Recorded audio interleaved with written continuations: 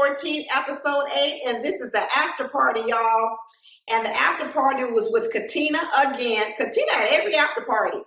Katina, Chris, and Steve. And that was who was at the after party. So it opened up, and the question was, how's everything going for now?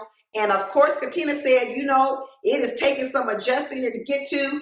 And Steve was like, yeah, I had a reality check this episode. You sure did, Steve. You had a noodle reality check. Then she asked Chris, how do you feel about your farewell? And Chris was like, he feels good about it.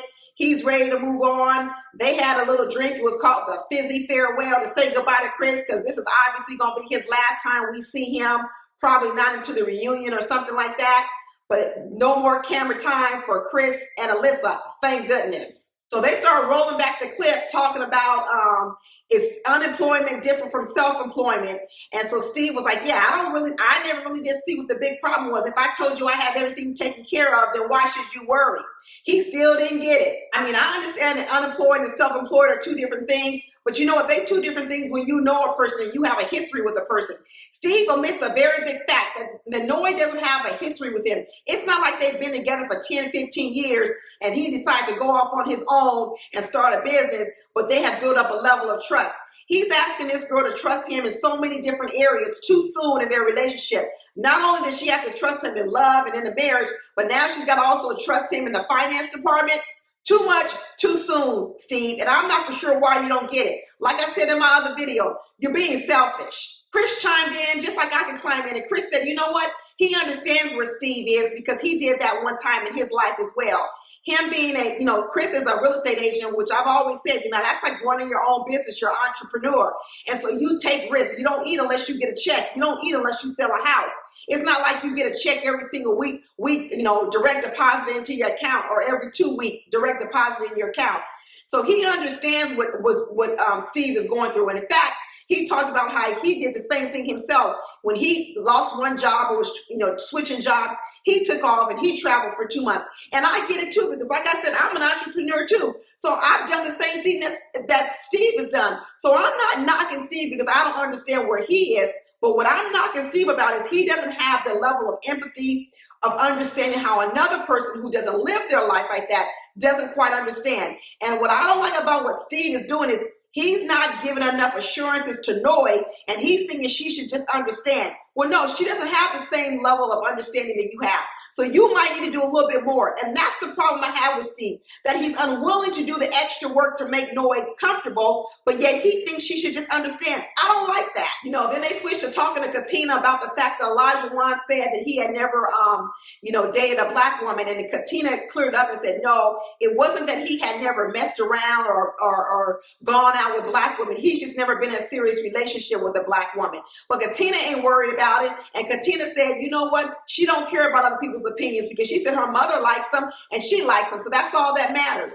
And in fact, both Chris and Steve talk highly of Elijah Wan. In fact, I think Elijah Wan is one of their favorites, because what they talk about Elijah Wan is that he has a big heart and he cares for Elijah Wan. So when you have two men who are talking highly about another man, that ought to give you some comfort. They both said that Elijah Wan was thoughtful and caring, and they both admired that in Elijah Wan. Chris did say that he got a little premonition from his friend that Alyssa might be trouble, because his friend said that when Alyssa showed up at the wedding and walked down the aisle, she was so busy prepping herself and trying to make herself look good that she wasn't even paying attention to Steve at all, paying attention to Chris at all. And so that was the friend's indication that Alyssa was full of shit. And at the time, Chris said he didn't want to believe it. But now looking back, he was saying that was the first big clue. They asked Katina, what do you think about now that you've seen more of Alyssa's behavior? And Katina finally spoke up and said, you know what? She doesn't agree with what Alyssa did, not 100% of the things that she did. And she said maybe when Alyssa looks back on it, she'll think differently and see how she could have done something differently. Katina said she definitely doesn't believe that Alyssa gave 100% to, trying to make the relationship work. But Katina also knows that the real issue is that Katina just wasn't attracted to Chris. And Chris finally admitted that he now realizes that was the biggest problem, that the physical attraction was the biggest problem. But he did say Alyssa was trying to play along for the next 2 months, 8 weeks. I guess she was trying to figure out a way that they could continue on the show, still get their money, still get their check and hang out with friends. And Chris was like, she was mad at him because he was like, I'm not going along with that.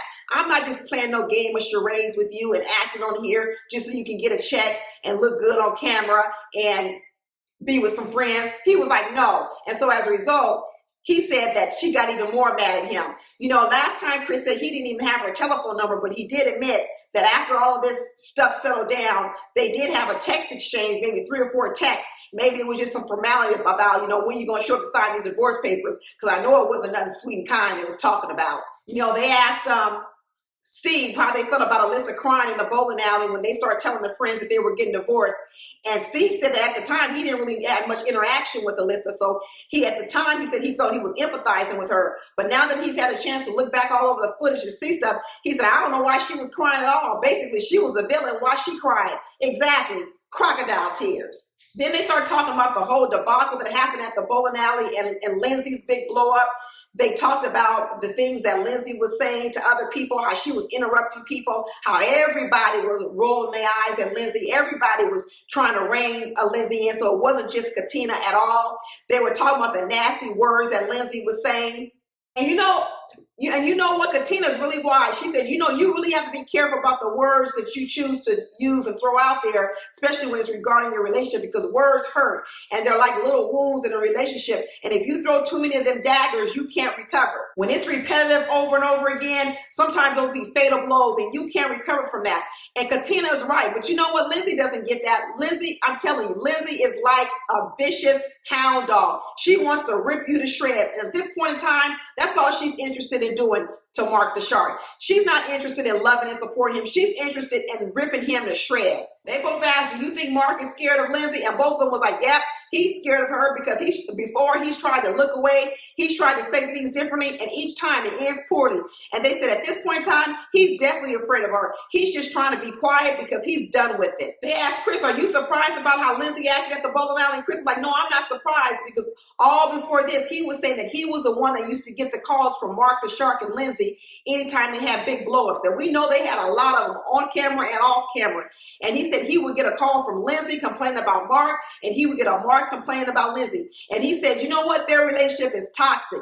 It's very toxic, which goes back to what I was saying in the after party last week when Lindsey was trying to hold Chris's hand and comfort him when he was telling his story about Alyssa. And I was saying, Chris don't even look like he's interested in Lindsey holding his hand. And this episode even proved it more. Chris does not like Lindsey. He does not approve of her behavior. He doesn't approve of the things that she says. And when she was trying to comfort him, Chris was not interested in no comfort she was trying to give. They asked Steve how he's doing with Noah, and Steve says, you know what, sometimes we have 6 good days and we have one bad day. And he says at least at each time it makes them get stronger. Well, that's encouraging, because we were like this last episode, we don't know what's going on with Steve and Noah. Are they going to be able to recover?